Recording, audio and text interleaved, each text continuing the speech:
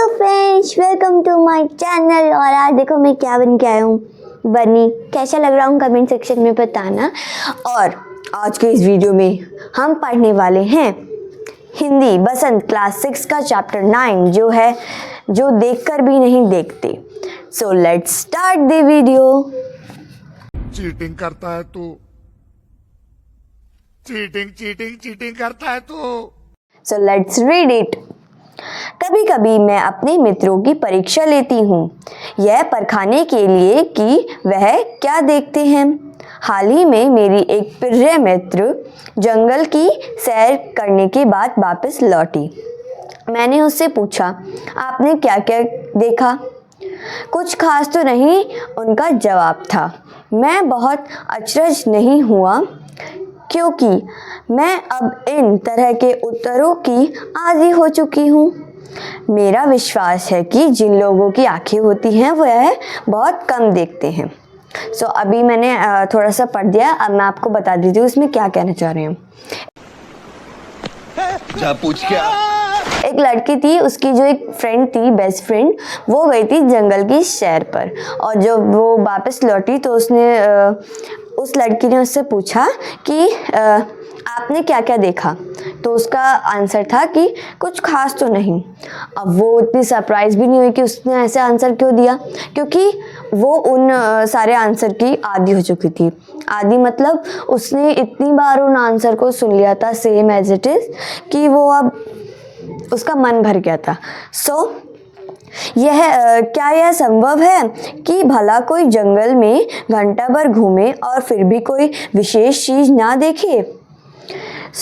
इसमें बोला गया है कि क्या ये पॉसिबल है कि आप जैसे जंगल की सैर पे जा रहे हो और आप इतनी देर तक घूमे फिर भी आपको कोई ऐसी चीज़ नहीं दिखी जो आप किसी को बता दो कि हाँ हम घूमने गए थे, हमने ये देखा।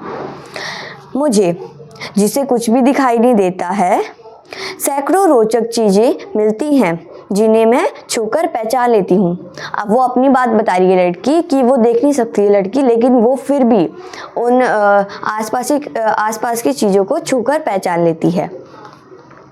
मैं भोजपत्र के पेड़ की चिकनी छाल और चीड़ की खुरदरी छाल को स्पर्श से पहचान लेती हूँ। अब वो भोजपत्र के जो पेड़ होते हैं उनकी जो छाल होती है चिकनी छाल, और चीड़ के पेड़ की जो खुरदरी छाल होती है वो उसको स्पर्श करके पहचान लेती है। वसंत के दौरान मैं टहनियों में नई कलियाँ खोजती हूँ। वसंत मतलब कमेंट में बताना इंग्लिश में वसंत को क्या बोलते हैं। मुझे फूलों की पंखुड़ियाँ की मखमली सतह छूने और उनकी घुमावदार बनावट महसूस करने में अपार आनंद मिलता है। अब आपने देखा होगा, आप फ्लावर्स की जो पेटल्स होती है वो इतनी सॉफ्ट होती हैं, तो ये वो बता रही है कि अगर मैं उसको छूती हूँ तो मुझे बहुत ज़्यादा आनंद मिलता है। इस दौरान मुझे प्रकृति के जादू का कुछ एहसास होता है। कभी जब मैं खुशनसीब होती हूँ तो टहनी पर हाथ रखते ही किसी चिड़िया के मधुर स्वर कानों में गूंजने लगते हैं। अब वो बता रही है जब वो अपनी जैसे टहनी होती है पेड़ की, उस पर अगर हाथ रखती है तो जो चिड़िया पेड़ पे बैठी रहती हैं उनके मधुर स्वरों की आवाज़ उसके कानों में गूंजने लगती है। अपनी उंगलियों के बीच झरने के पानी को बहते हुए महसूस कर मैं आनंदित हो उठती हूँ। आपने देखा होगा झरने, उसमें अगर वो फिंगर ऐसे करके डालती है तो उसको बहुत मज़ा आता है। एंड इस पूरे चैप्टर में बस यही बताया गया है कि वो प्राकृतिक से बहुत प्यार करती है। मुझे चीड़ की फैली पत्तियां या घास का मैदान किसी भी महंगी कालीन से अधिक प्रिय है। अब आपने देखा होगा घास का मैदान, तो वो बता रही है जैसे महंगे कालीन आते हैं तो उससे ज़्यादा तो हमारा जो घास का मैदान है सॉफ्ट वो अच्छा होता है।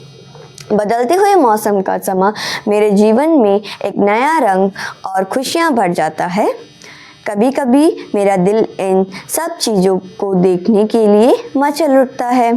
अगर मुझे इन चीज़ों को सिर्फ छूने भर से इतनी खुशी मिलती है तो उनकी सुंदरता देखकर तो मेरा मन मुखरित ही हो जाएगा।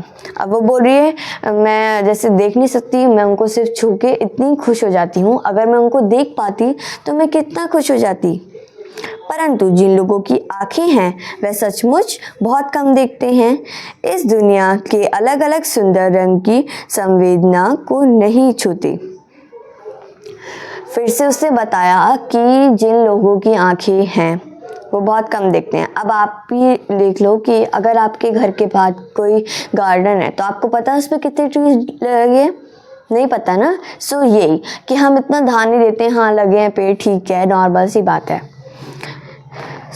मनुष्य अपनी क्षमताओं की कभी कदर नहीं करता। वह हमेशा उस चीज़ की आशा लगाए रहता है जो उसके पास नहीं है। अब जैसे हम ही हैं, हम जो हमारे पास है चीज़, उनकी हम वैल्यू नहीं रखते हैं, और जो चीज़ हमारे पास नहीं है तो हम आशा करते हैं कि काश वो मेरे पास होती। यह इतनी दुख की बात है कि दृष्टि के आशीर्वाद को लोग एक साधारण सी चीज़ समझते हैं, जबकि इन नियामत से जिंदगी को खुशियों के इंद्रधनुषी रंगों से हरा भरा किया जा सकता है। चैप्टर इज़ ओवर एंड इसके जो राइटर है उनका नाम है हेलन केलर। अब आप मेरे को कमेंट में बताना who is Helen Keller. Don't forget to like and subscribe. Bye bye. एक सांस तुझ में बस गई, जब से तू दूर